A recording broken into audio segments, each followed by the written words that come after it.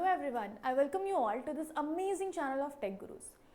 So today we are going to study about acid and its properties. आपके NCERT में ये chapter given है with the name of acid, bases and salts. उसमें आज हम सिर्फ acids वाला topic के बारे में बात करेंगे और acid की कुछ properties के बारे में हम discuss करेंगे. Okay. And before starting that, I would like to announce that we have an ongoing crash course in our offline center of Tech Gurus, जो कि it has already started from 28th of November and we are teaching maths and science and we are dedicated to complete it within 60 days, and along with that we are providing a test series that would give a proper analysis of your preparation and will boost your performance in the actual board examination. So the numbers are mentioned. This is the contact number, this is the WhatsApp number, and this is the address of our offline center. Do reach us, do contact us, and we will provide you the best we have.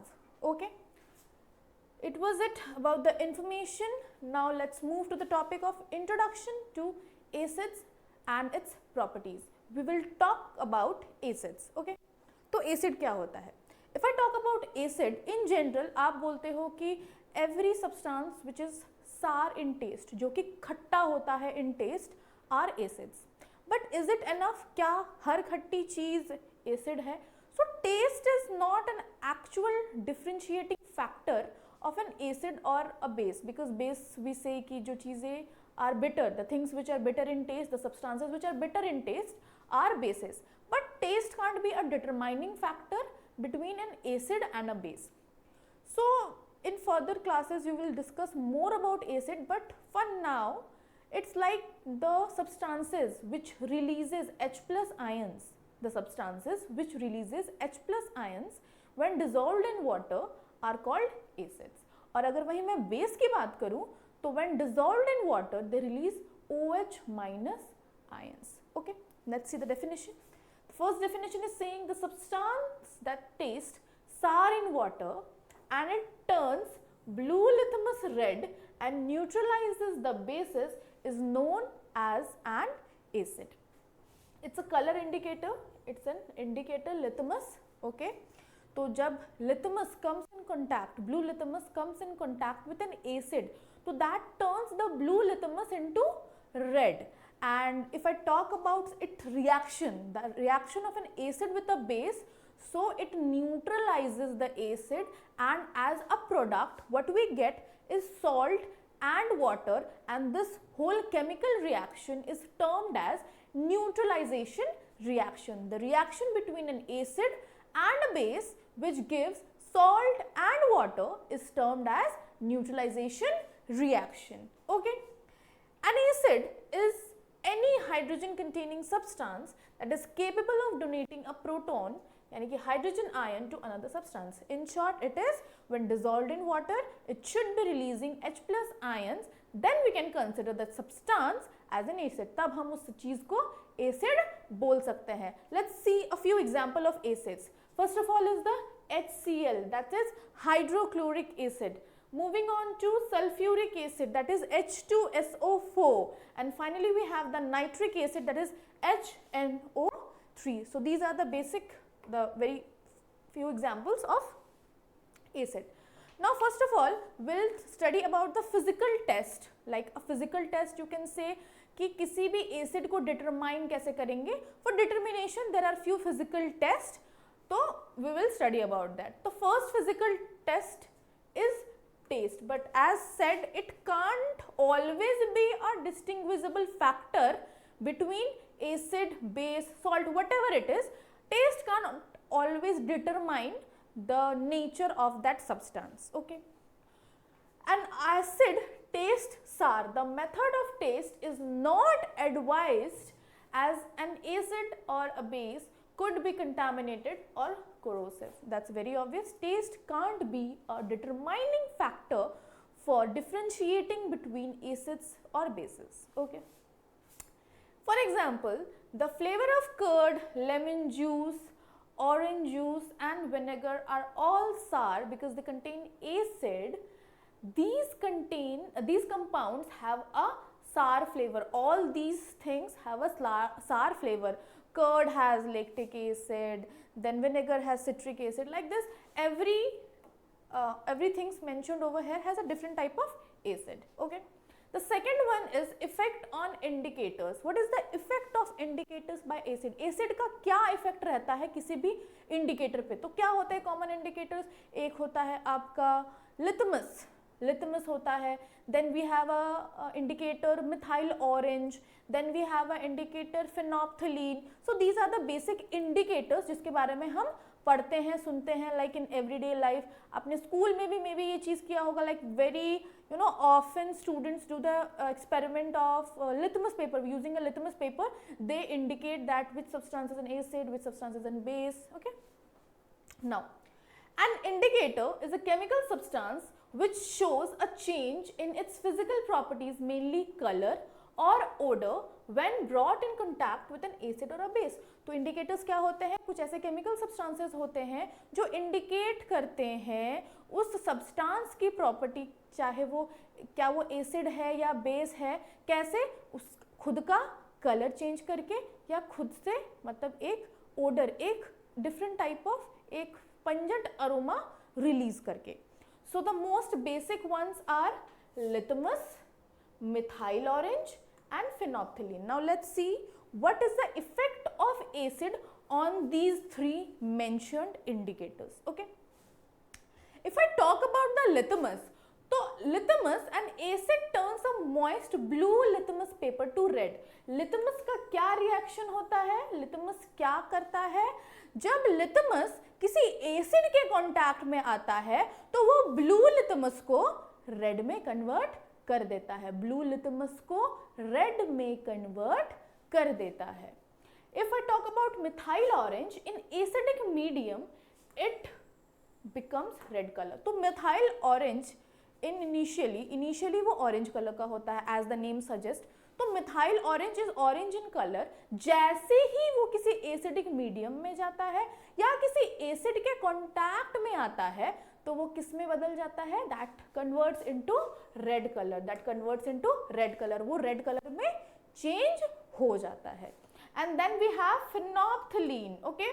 So what is the effect of phenolphthalein? तो in acidic medium या acidic solution it remains colorless.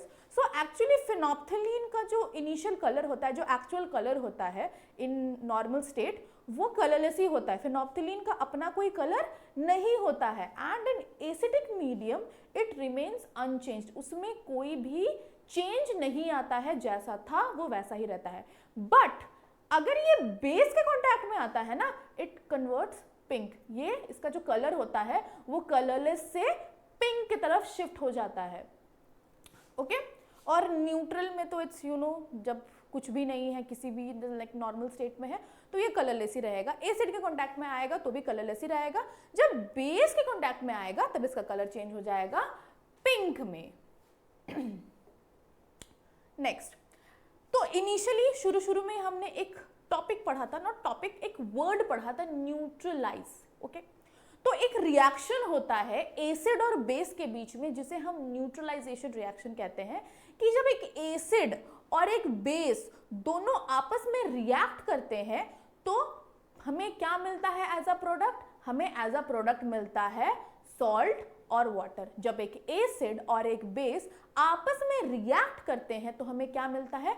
हमें मिलता है salt and water. और इस ही प्रक्रिया को, इस ही प्रोसेस को we call as the neutralization reaction. So what is a neutralization reaction? A neutralization reaction occurs when an acid reacts with an base. जब एक acid और एक base react करते हैं आपस में तब उसे हम neutralization reaction कहते हैं. और as a product हमें क्या मिलता है? As a product we get is salt and water. Salt and water are the end products of this reaction. An acid-base neutralization reaction is formulated as a double replacement reaction in the standard approach. So basically it's a double replacement reaction and you should be remembering कि एक neutralization reaction is that reaction जिसमें कि acid और base आपस में react करते हैं and they give rise to salt and water. ठीक है, very easy. Now we will look onto some reactions of acid. कुछ एसिड्स को हम डिफरेंट चीज़ों के साथ रिएक्ट करके देखेंगे कि हमें एज अ रिजल्ट क्या मिलता है. ओके, जब हम किसी एसिड का रिएक्शन कराते हैं किसी मेटल के साथ, एक एसिड को हम किसी मेटल से रिएक्ट कराते हैं, तो जब एक एसिड और एक मेटल में रिएक्शन होता है तो what we get is salt plus hydrogen gas, और साथ ही साथ हीट इवॉल्व होता है. तो मतलब इससे हम समझ सकते हैं it's a kind of exothermic reaction, क्योंकि इस रिएक्शन में हीट इवॉल्व हो रहा है. We have two types of reaction, एक होता है एक्सोथर्मिक, एक होता है एंडोथर्मिक. तो एक्सोथर्मिक में क्या होता है कि हीट रिलीज होता है और एंडोथर्मिक में हीट एब्जॉर्ब होता है. ठीक है, so this is exothermic reaction, इसमें हीट रिलीज हो रहा है as a product, as a by product we are getting heat. तो for example let's see we are reacting HCl hydrochloric acid with a metal that is magnesium. तो हमें as a product क्या मिलता है, magnesium chloride, और साथ ही साथ hydrogen gas is revolving out, hydrogen gas release कर रहा है और साथ ही साथ निकल रहा है थोड़ा हीट, साथ ही साथ निकल रहा है heat. So this was the very first reaction of acid with metals. Now we'll see the reaction of acid with metal carbonates and bicarbonates. जब एसिड्स मेटल कार्बोनेट्स और मेटल बाइकार्बोनेट से रिएक्ट करते हैं तो क्या मिलता है.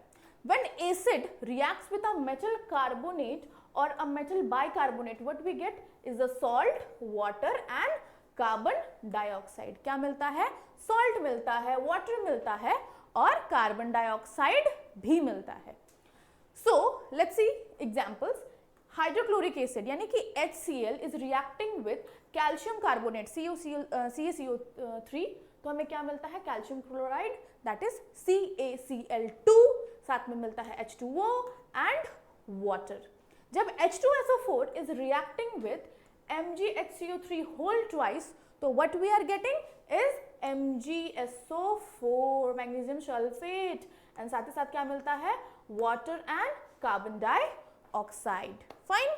Now let's see the third one which is the reaction of an acid with base. जब एसिड और बेस आपस में रिएक्ट करते हैं तो क्या बनता है, ये हमने शुरू में ही पढ़ा है कि जब एक एसिड और एक बेस आपस में ही रिएक्ट कर रहे हैं, एसिड और बेस जब आपस में ही रिएक्ट कर रहे हैं तो what we are getting is salt and water. हमें मिल रहा है salt and water.